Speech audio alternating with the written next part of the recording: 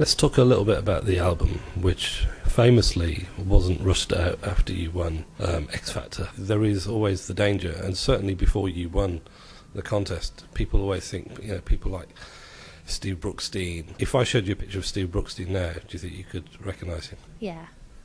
So you used to watch the series before? I didn't watch it that much on the first series. I watched a little bit. I watched a bit more on the second series, and then obviously I was in the third series. So. Do you have a little ghost of Steve Brookstein? Well, not anymore, obviously, because it's going very well. But did you have like a little ghost of Steve Brookstein on your shoulder, saying, "Be careful! Look what happened to me"? No, you know what? I've been doing music for a long time, and I'd always been in the studio, and I studied music, and I think that I'd been trying to get into the music industry, and it's quite hard to get into, especially if you don't really know anyone. And I thought this was just another opportunity. And when I went for it, I'd never thought, oh, I'll go into a TV show. I'd never thought that before until it was suggested, and I thought I'll go for the first audition. And I seriously didn't even think I'd get past the first bit, because you don't just go see the judges, you go to two other people before. And I just kept getting further and further, so I just kind of went along with it. That first audition that we saw where you did Over the Rainbow, was that the first time you met like Simon Cowell and Sharon and Louis? Yeah, that was the first time I met them, but I had done 2 previous auditions with producers of the show, so the actual producers are the ones that pick who goes through. You must have had a fair idea that it seems fairly obvious that you would have you were at least going to get through the first round. No, not really, because I don't know. I just didn't think I would. I don't know, because so many people are going for it. You never know what they're looking for, or if they've got a certain thing that they're looking for that year, or you just don't know. You went to the States quite a while before. There was like a possibility of a deal at some point. Was that right? Yeah. What happened is I've worked with producers here, and I went over to the States, and I met some songwriters there. There was no possibility of a deal, but actually I did some songs with some people there, and kind of recorded, and just to have demos and to write and to get that experience of being in the studio. And are these the demos that appeared towards the end of last year? Someone illicitly released an album? Yeah, I've been working in the studio with loads of different producers. I don't think those were the ones, but I think previous to that, when I've been working, those were the ones that were kind of got collaborated into a little mini album thing. I mean, there's a lot that's been kind of, I guess, emotionally and financially invested in you. I mean, I read that your parents sent you to stage school at the age of 5. It must have involved quite a lot of sacrifices doing that. What qualities would they have seen in you at that young age to have confidently done that for you? Well, my mum was a ballet teacher, and when I was born, as soon as I could walk, I'd go to her classes, and I loved ballet and dance. And my dad was a part-time DJ, and I used to love singing along to all of his records, and I'd always be singing in the house. And what would he play?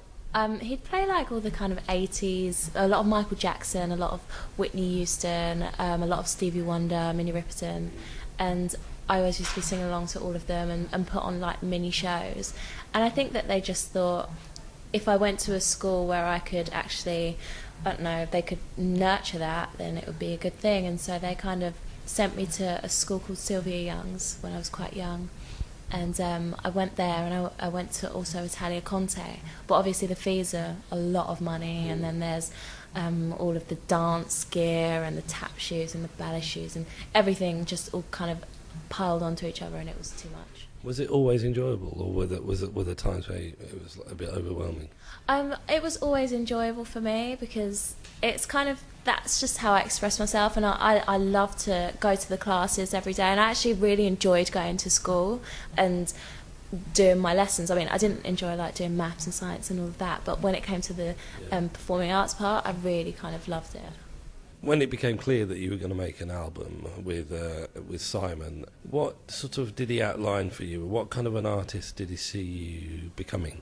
I'm not really sure. I guess he wanted, just real quality songs, and he wanted us to take time. As I said, I don't want an album that's rushed, and I don't want to just be given songs and be made to sing them. Steve Brookstein. And I guess, you know, it's a great opportunity and you feel very grateful, and you're like, you know, for me it was something that I've always wanted to be able to make an album, be able to release it, and to work with some amazing songwriters, and I was getting that opportunity, so you do feel very grateful, but at the same time I would rather have something that I'm proud of than something that's rushed. I noticed you've got a couple of co-writing credits on the album. It seems to me that on albums of this nature, there seems to be this expectation that the artist will co-write, and that hasn't always been the case. Whose idea was it that you would? Well, I'd always written since, I don't know, like 12. I've been written, like, you know, just writing little songs, and then I got more serious and into it when I was about 17. And I'd wanted to write... and what it is, actually, I went to meet Clive Davis, and I did a showcase, and loads of songwriters came, like Walter A, Salam Reme, the Stargate guys, and they kind of got a feel for my voice and what kind of music I was into, and then they kind of I kind of went into like little writing camps. I went to Miami and worked with Salam Reme for a while, and Nina Woodford. And Can you describe a writing camp to me? I know it sounds weird, right? It's just basically you kind of go and hang out with the writers and see what you come up with, basically. And yeah, I did that in different places. I went to Atlanta and worked with Novel for a while in Dallas, Austin. What do you learn at these? What sort of what the mechanics of what you're actually taught? You're not taught anything, you just kind of go there, and I'd expressed that I wanted to write, so I was just like going to the studio, they'd come up with an idea, or I'd come up with an idea, or they'd already have a song there, and if I was into it, it's kind of like, if I hear a song, whether it's me that's written it or somebody else, if I instantly hear a song and instantly connect with it, I'm just like, I want to record it, I want to do it, so I just recorded the songs that I really, really loved. Well, if there was a song that you just didn't feel your heart and soul, you couldn't put your heart and soul into, but Simon was like, I really have a vision for this. You know what? Actually, throughout the show, working with Simon, I think we instantly had a really good connection, because every week I'd have to sing a song, and he'd come up with, like, I don't know, 5 suggestions. And literally every single one of them had either been songs that I've sang previously in shows that I did before that show, or songs that I would definitely want to sing. So we've kind of never really had like a disagreement, and if there ever has been a time when I've been like, I'm not sure about that, then he'd be like, there's no point. And he's always said, follow your instincts and just kind of do what your heart tells you to do, and do what comes naturally. I bet he didn't say that to Steve Brookstein. I'm sure he did.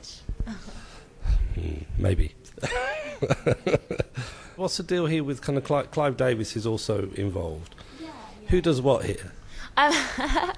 He kind of got involved because I think Simon saw that he wanted me to be able to work with the best songwriters, and of course I was like, yeah. And Clive Davis has access to those people, and that's why I did a showcase with him, and I got to work with these amazing people.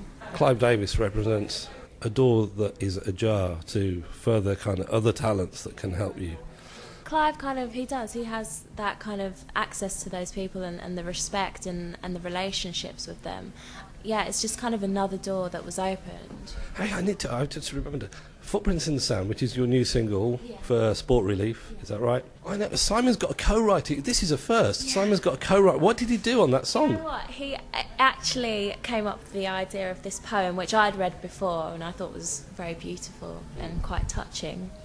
And he came up with the idea to make it into a song, and he told me this, and I was like, that could be really quite interesting. And I think that's where, because he came up with the idea, that's why he gets... So just because he came up with the idea, he gets a co-writing credit? Yeah, he does, I know. Blimey, I'd have a word with him about that if I was... He's very proud. I'm sure he is. I must go around having a few ideas. I might get 25% on. I promise you